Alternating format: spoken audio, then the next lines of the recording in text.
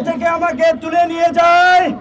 সেদিন ওরা বলেছিল অনেকে খরচ হয়ে গেছে, তুমিও খরচ হয়ে যাবা। ওই ডিবি কার্যালয়ে হারুনের নেতৃত্বে আমাদেরকে গরু ছাগলের মতো ঝুলিয়ে পিটিয়েছিল। এখনো শরীরে দাগ শুকায় নাই, কিন্তু আমাদের কণ্ঠ নরম হয় নাই।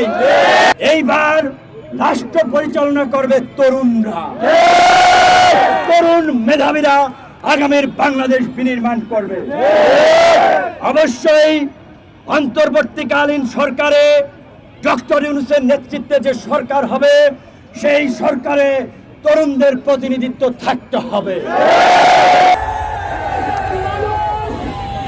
প্রথমে আপনাদের মাঝে ফিরে আসতে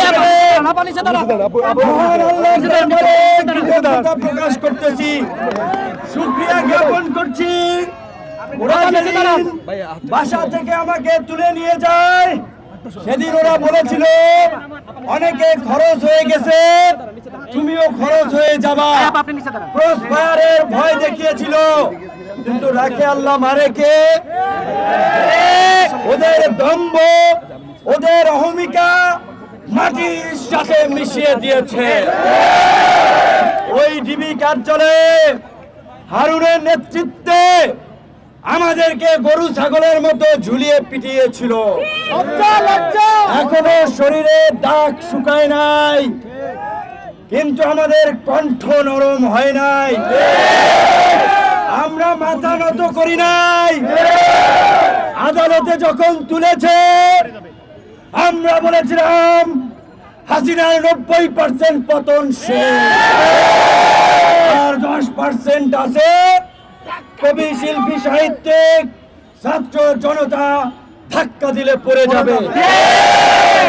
আমি অভিনন্দন, শুভেচ্ছা জানাই এদেশের মা বোন ছাত্র জনতাকে, যারা আমাদের আহ্বানে ছাত্রদের সাথে কাঁধে কাঁধ মিলিয়ে রাজপথে নেমে নব্য ফেরাউন হাসিনার পতন নিশ্চিত করেছে। কথা হচ্ছে এই বিশ্ববিদ্যালয়ের এই হকাররা, আইসক্রিম বেচে, ফুচকা বেচে, চাওয়ালারা, ছাত্র শিক্ষক সবাই দেখেছে 2018 সাল থেকে এই বিশ্ববিদ্যালয়ে অসংখ্যবার এই ছাত্রলীগের হায়নাদের হাতে রক্তাক্ত হয়েছে।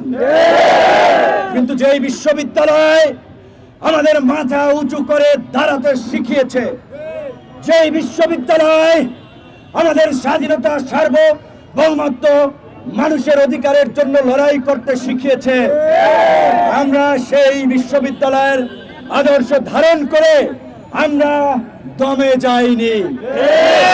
1952 সালে এই বিশ্ববিদ্যালয়ের ছাত্ররাই বলেছিল উর্দু এদেশের রাষ্ট্রভাষা হবে না, রাষ্ট্রভাষা উর্দু হয় নাই।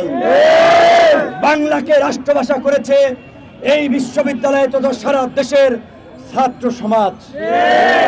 1971 সালে এই বিশ্ববিদ্যালয়ের ছাত্র শিক্ষকরাই গর্জে উঠেছিল স্বাধীনতার জন্য, বাংলাদেশ স্বাধীন হয়েছিল।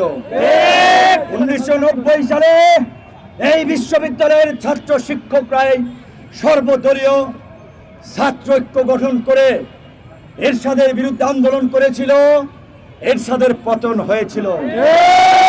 আমাদের হাতে গড়া ছোট ভাইরা নাহিদ ডাকসুতে আমার প্যানেলে সংস্কৃতি সম্পাদক পদে নির্বাচন করেছে।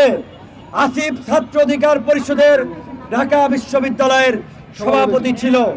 এই প্রতিবাদী তরুণরা আমাদের সংগ্রামে উজ্জীবিত হয়ে তারা এই জাতিকে বৈষম্য মুক্ত করার জন্য বৈষম্য বিরোধী ছাত্র আন্দোলনের ব্যানারে কোটা সংস্কার থেকে যে রাষ্ট্র সংস্কারের আন্দোলনকে আজকে এই জায়গায় নিয়ে এসেছে, তাদেরকে আমি অভিনন্দন জানাই, শুভেচ্ছা জানাই। আমি বৈষম্য বিরোধী ছাত্র আন্দোলনের আমাদের ছোট ভাই, তরুণ বন্ধু সহ দেশবাসীর উদ্দেশ্যে একটা কথা বলতে চাই। প্রতিটি আন্দোলন সংগ্রামে এদেশের কৃষক, শ্রমিক, ছাত্র জনতা রক্ত দিয়েছে, জীবন দিয়েছে, আর এদেশের নেতৃত্ব দিয়েছে গুন্ডা, মাফিয়া, চাঁদাবাজ, দাঙ্গাবাজ, সন্ত্রাসী, দখলদারেরা। সেই কারণেই আমাদেরকে বারবার রাজপথে আসতে হয়, রক্ত দিতে হয়।